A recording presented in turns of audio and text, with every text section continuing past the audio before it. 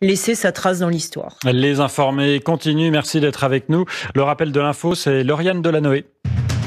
Une touriste allemande de 51 ans tuée aujourd'hui à Taninges en Haute-Savoie. Un arbre est tombé sur son camping-car.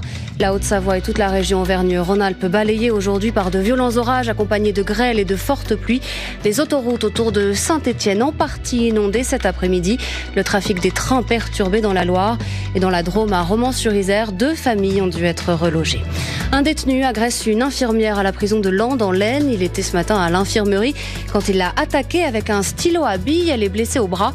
L'agresseur s'était barricadé hier dans sa cellule d'après le syndicat Force ouvrière.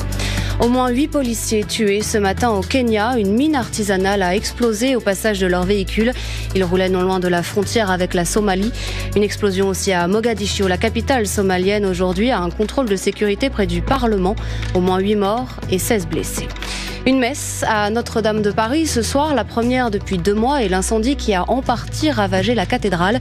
Casque de chantier en théorie obligatoire, mais l'archevêque de Paris a retiré le sien pendant quelques minutes. Les footballeuses canadiennes remporteront-elles leur billet pour les 8e de finale de la Coupe du Monde? Elles doivent gagner ce soir face à la Nouvelle-Zélande, coup d'envoi dans une dizaine de minutes à Grenoble.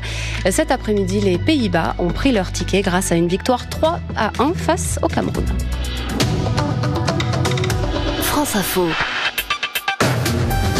France Info.